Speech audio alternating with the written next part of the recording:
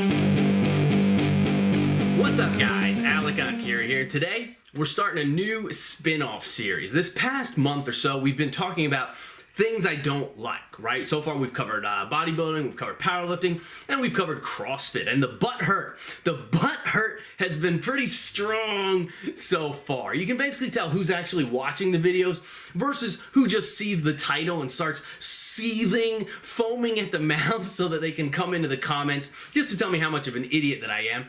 And you know what? That's perfectly fine. Y'all are free to think whatever the hell you want about me. Overall though, we've gotten a lot of really good discussion going with this concept. And if you're just writing it off like that, well, you're kind of missing the forest for the trees. So I want to keep going with it because the whole point really was to do just that, to create thought-provoking discussion and exchange of ideas in order to help people make better fitness decisions for themselves as they move forward and evolve within their own fitness journeys, where one ideology might fit with you really well today, right?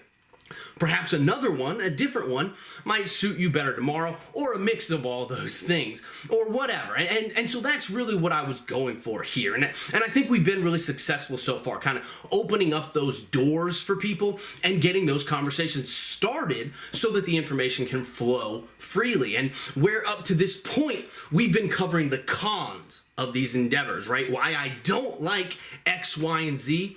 Today we're gonna spin it off. We're gonna go in the opposite direction and we're gonna put a positive spin on it, right? We're gonna start discussing the pros of those very same endeavors, the positive aspects of them, the reasons why I do like them, because there are two sides to every story, man, right? And I would be remiss if I only ever tried to paint things from one single vantage point.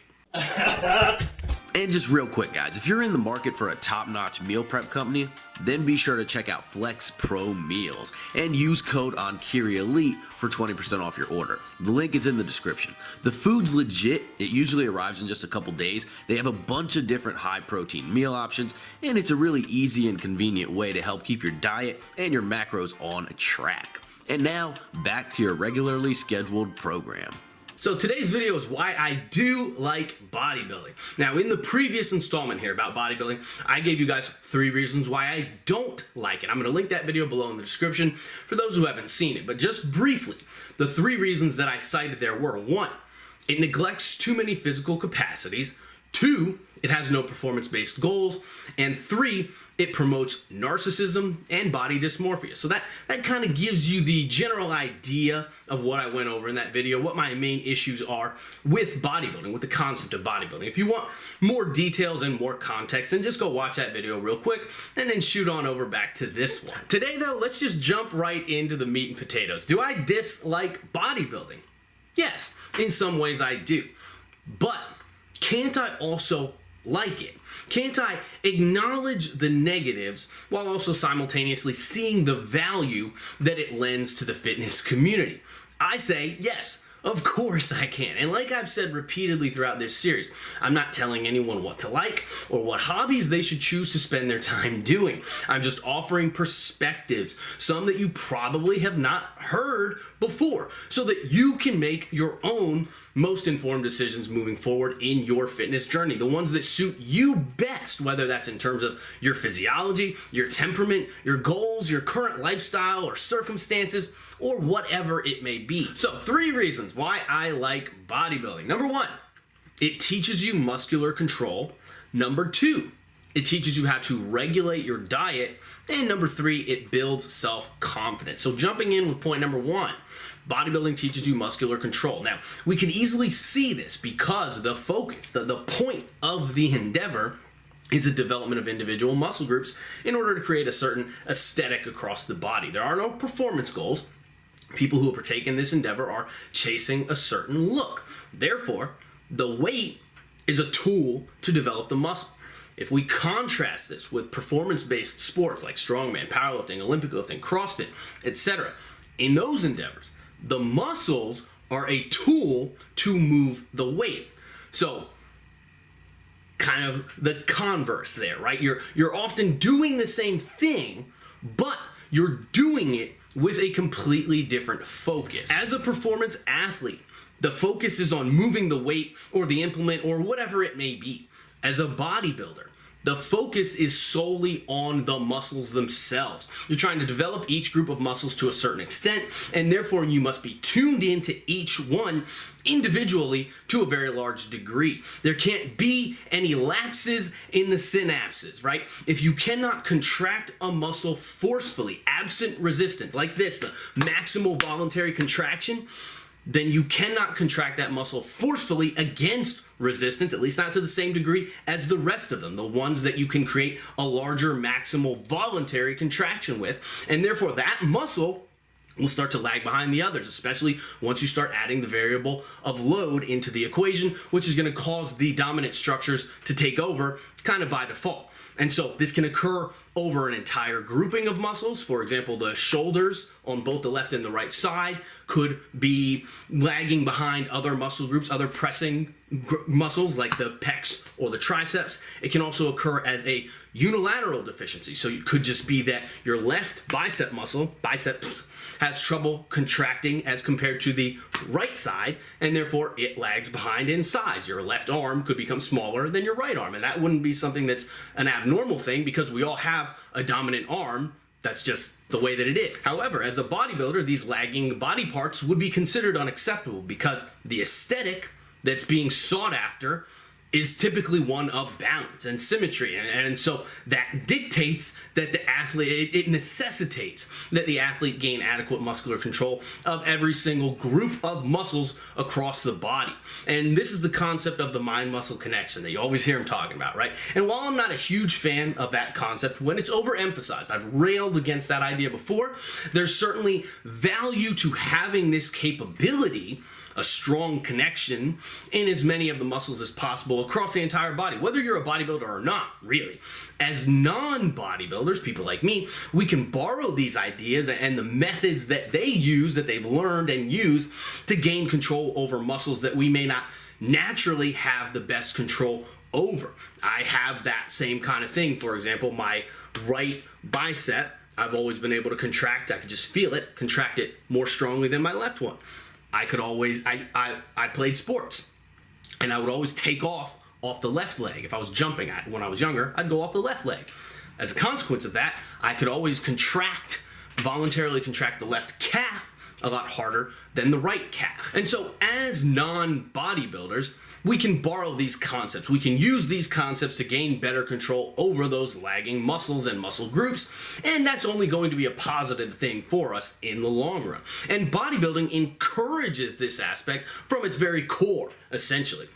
And when used judiciously, as opposed to just overcompensating, an overcompensation that you can get away with simply by virtue of PEDs, which is a problem in and of itself. But when it's used judiciously, and to rectify those muscular imbalances like I have between my left calf and my right calf, or to rectify that inability to create a forceful maximal voluntary contraction in a muscle or a group of muscles. When it's used that way, it's actually a really good thing. And overall, its necessity is actually a positive feature of bodybuilding. Reason number 2, bodybuilding teaches you how to regulate your diet. And this particular C happens to cut both ways. You can't sculpt a non-existent piece of marble, right? You got to form that slab first. You got to build some muscle, a lot of muscle, if you actually want to be a bodybuilder or even a recreational one, right? And that takes time. It takes a lot of hard work, and it takes a lot of proper and consistent nutrition as well.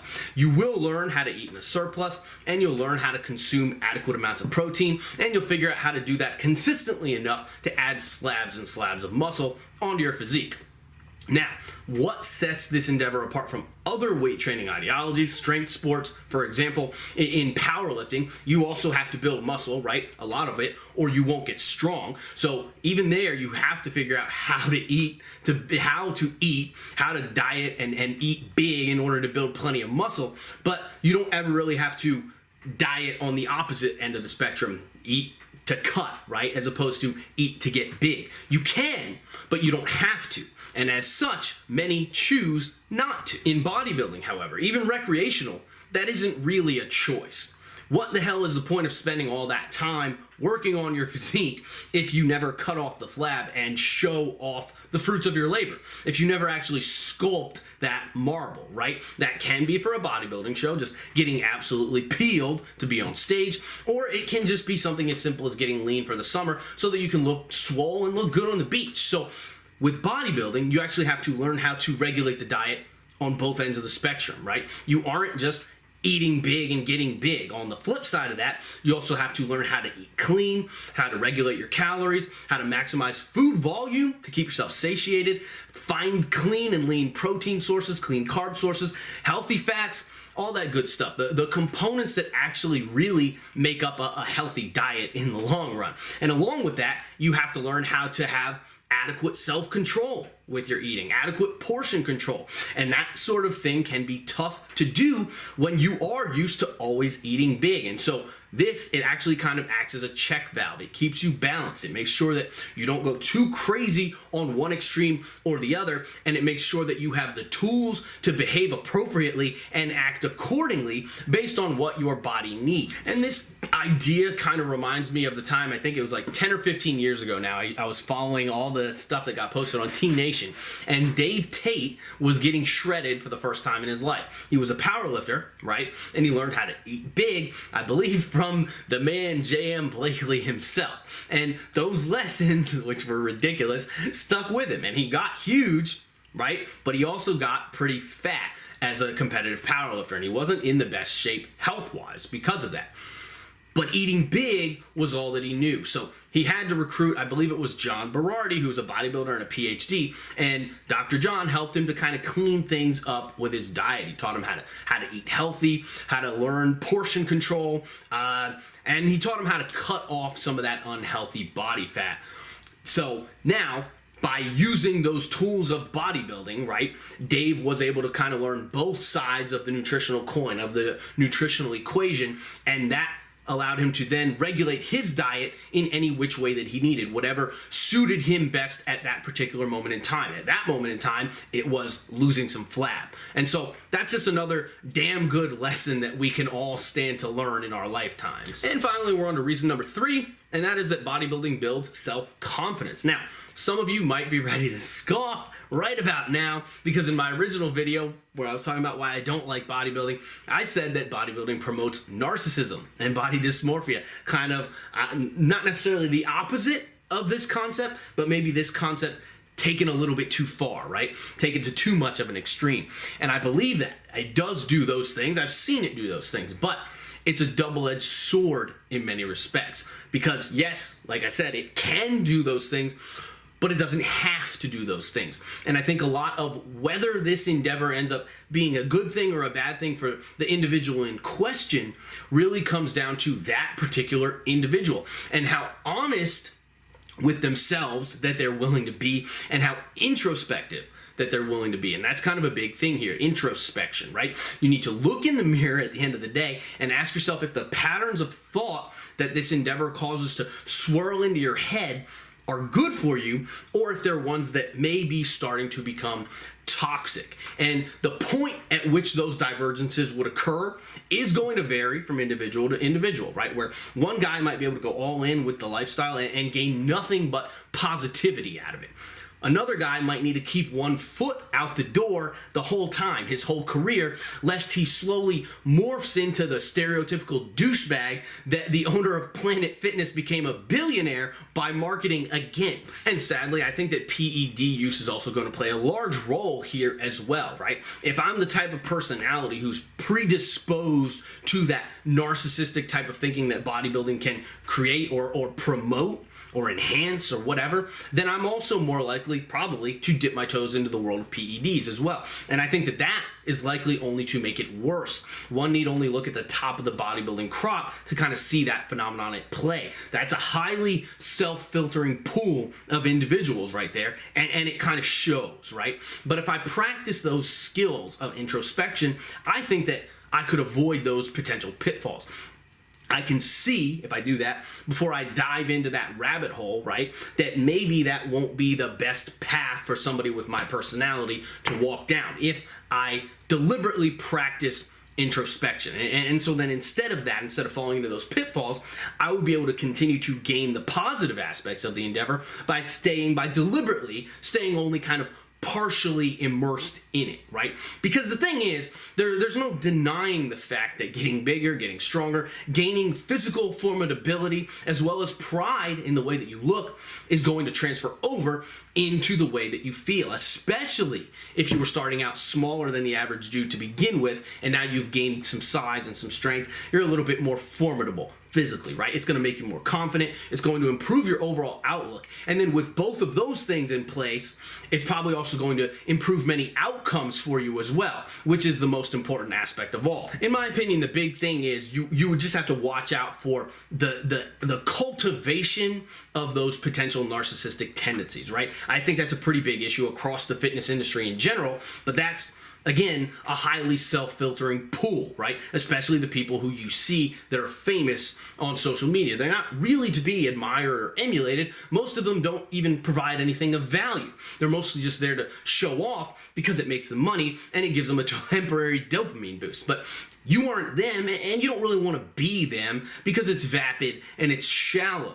In many ways, it's like being addicted to a drug. But I think that by practicing mindful and deliberate introspection, we can all gain the positives that the endeavor has to offer. Become more self-confident, more assertive where necessary, but then at the same time, also stay grounded and not become overly in love with the idea of ourselves. And in the long run, that's just going to make you a better human. Anyway, that about covers it for today, guys. 3 reasons why I do like bodybuilding. I hope that this one makes sense to you all, and I hope that by and large, you're able to kind of make sense of why I'm deliberately contradicting myself. Either way, hopefully we can get some good discussion going here in the comments, and let me know, what do you guys think about bodybuilding, and what do you guys think about today's video?